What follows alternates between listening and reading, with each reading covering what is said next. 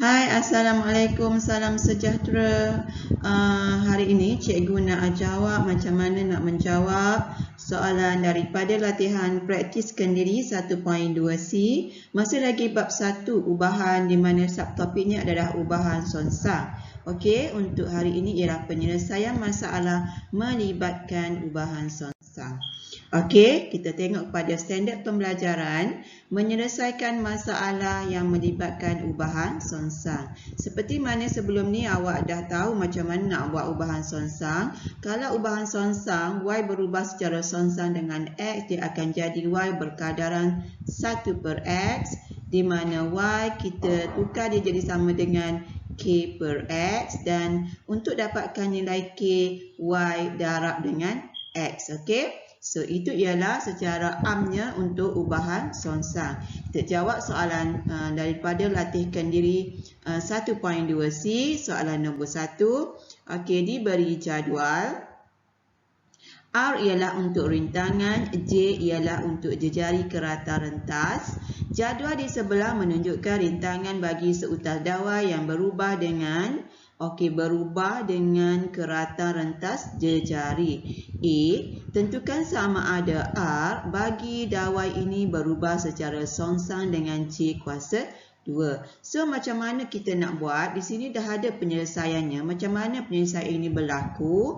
Kenapa R ini berubah secara sonsang dengan J kuasa 2? Kita tukar dulu A ni yang dia bagi R berubah secara sonsang dengan J kuasa 2, di mana R berubah secara sonsang dengan J kuasa 2. Kita tukar yang simbol berkadaran kepada sama dengan, so kita letak K. So, K per J kuasa 2. So, macam mana nak dapatkan nilai K? Pindahkan J kuasa 2 ke 11, dia akan jadi operasi darab. Okey, untuk A ini kita perlu dapatkan dia punya K. Okey, K. Ini formula dia yang cikgu dah dapat tadi daripada sini. Kenapa kita nak dapatkan nilai K? Sebab kita nak tahu nilai K yang kita dapat itu nilai yang sama ataupun berubah setiap kolom yang diberi ini. Okey, kita perlu kira lah. Okey, di mana untuk yang J yang dia bagi ialah 1.2. So, awak kena buat J kuasa 2 dulu. 1.2 kuasa 2 dapat 1.44. 0.6 kuasa 2 dapat 0.36. 0.4 kuasa 2 dapat 0.16. Begitulah seterusnya. 0.3 kuasa 2 dapat 0.09. Kita jawab step by step. Okey. So, macam mana dapat 1.44 ini ialah di mana R ialah 1 darab dengan J kuasa 2 ialah 1.44. So, dapat jawapan dia. Okey, yang ini pula ialah 4. Okey, 4 darab dengan 0.6 kuasa 2 dapat 1.44. Begitu seterusnya, 9 darab dengan 0.16. Okey. Dan juga 16 darab dengan 0.09. Kita ambil yang R dengan J kuasa 2. Yang tadi ni cikgu terambil daripada J, tapi cikgu dah kuasa 2. So, semua nilai kat sini awak dapat dalam nilai K-nya ialah 1.44 adalah sama. Kalau salah satunya tak sama, dia jadi tidak sonsang. So, jawapan awak ialah R berubah secara sonsang dengan J kuasa 2. Okey, setelah dapat yang A, kita jawab yang B. Dia nak awak cari J, jejari, apabila R dia ialah 25. Dia punya persamaan tadi kita masukkan dalam K. Okey, ni 1.44 ni adalah K, persamaan dia ni macam ni. Okey, so R 25 kita gantikan. Okey, 25, so J dia yang ni naik atas, yang ni pindah bawah. So, akan dapat J kuasa 2 sama dengan 144 bahagi dengan 25. So, untuk dapatkan nilai J, yang kuasa 2 ni awak kena pindah sebelah jadi punca kuasa 2. Okey, punca kuasa 2. So, awak akan dapat 0.2 24. Ulang lagi sekali. Gantikan R ialah 25 yang diberi pada soalan B. Lepas tu pindahkan J kuasa 2 ke atas, turun 25, tukar tempat. Dan kuasa 2 ni, J kuasa 2 pindah ke sebelah jadi punca kuasa sebab kita nak J sahaja. So, dapat 0.24. Okey, itu soalan 1. Kita pergi soalan 2. Okey, kita baca bilangan kubus B dihasilkan daripada sejumlah kuantiti logam yang tetap berubah secara songsang dengan kuasa 3 sisinya P. Okey, jadi macam mana nak buat? Okey, ini dia punya ungkapan dia. B berubah secara songsang dengan songsang 1 per kuasa 3P, maksudnya P kuasa 3 lah. Okey, lepas tu simbol berkadaran tukar jadi sama dengan kita letak K. So, inilah persamaan dia. So, apa nak buat? B dia bagi 16, P dibagi 1.5. So, cari nilai P apabila B 250. Sebelum tu, dapatkan nilai K dengan menggantikan B 16 dan P 1.5. 1.5 P tadi kena kuasa 3. So, pindah sebelah jadi darab. Okey, 16 darab 1.5 kuasa 3.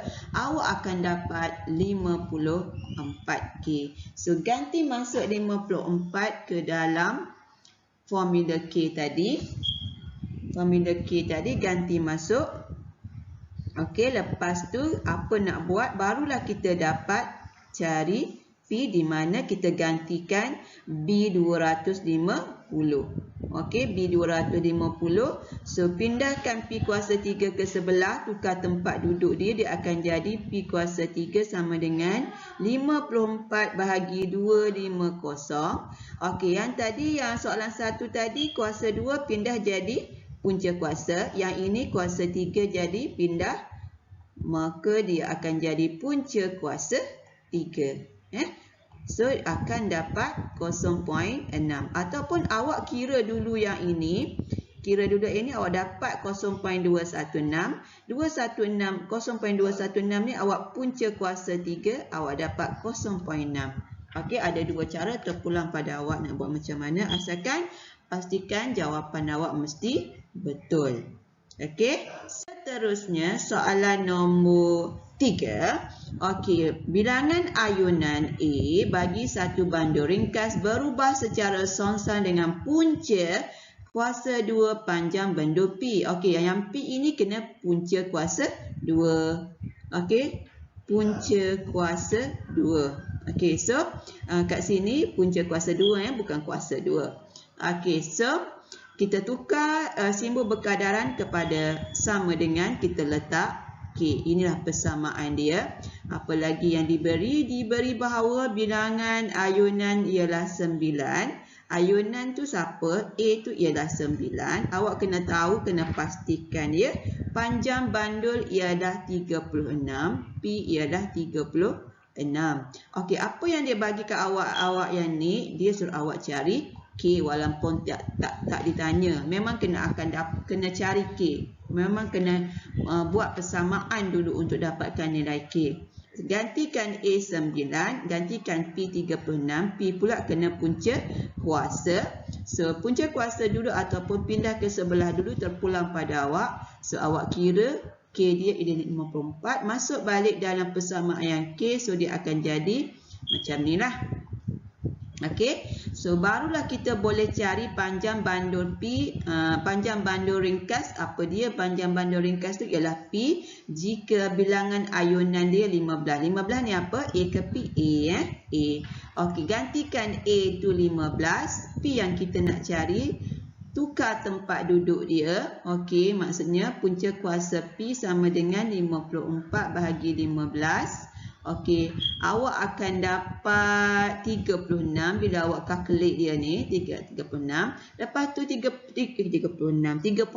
sorry, 3.6. Lepas tu awak punca kuasakan sebab awak nak P sahaja, dapatlah 12.96. Okey, awak cuba dulu dan cuba fahamkan penyelesaian. Okey, itu sahaja. Terima kasih.